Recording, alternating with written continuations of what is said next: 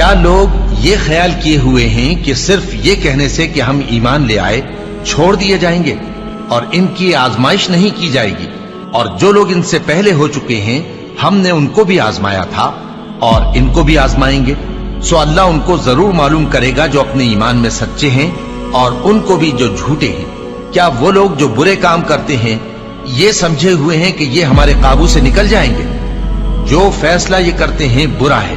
جو شخص اللہ کی ملاقات کی امید رکھتا ہو تو اللہ کا مقرر کیا ہوا وقت ضرور آنے والا ہے، اور وہ سننے والا ہے، جاننے والا ہے۔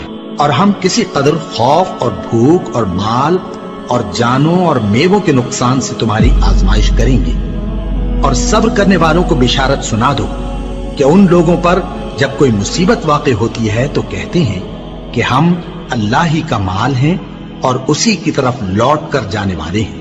یہی لوگ ہیں جن پر ان کے پروردگار کی عنایتیں ہیں اور خصوصی رحمت بھی ہے، اور یہی سیدھے رستے پر ہیں۔ اور اے پیغمبر، ہم نے تم سے پہلے کسی آدمی کو بقائے دوام نہیں بخشا، بھلا اگر تم مر جاؤ تو کیا یہ لوگ ہمیشہ رہیں گے؟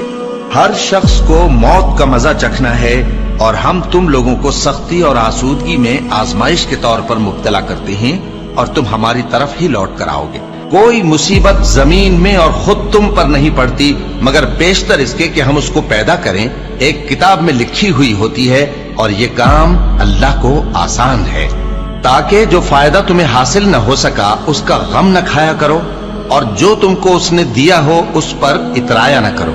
اور اللہ کسی اترانے اور شیخی بگاڑنے والے کو دوست نہیں رکھتا۔ اور ہم نے تمہیں ایک دوسرے کے لیے آزمائش بنایا، کیا تم لوگ صبر کرو گے؟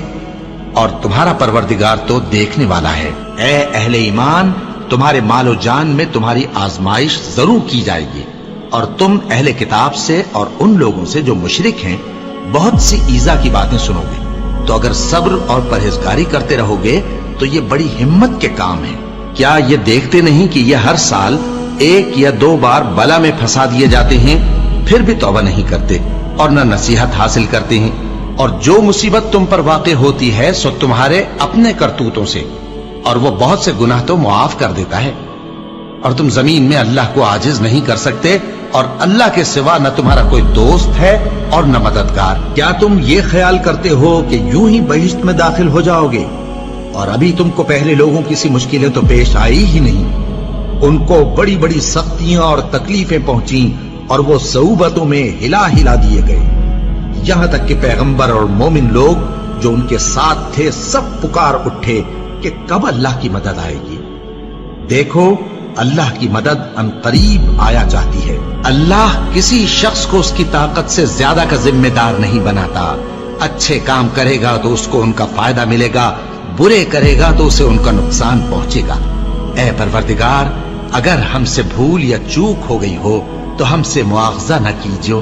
اے پروردگار، ہم پر ایسا بوجھ نہ ڈالیو جیسا تو نے ہم سے پہلے لوگوں پر ڈالا تھا۔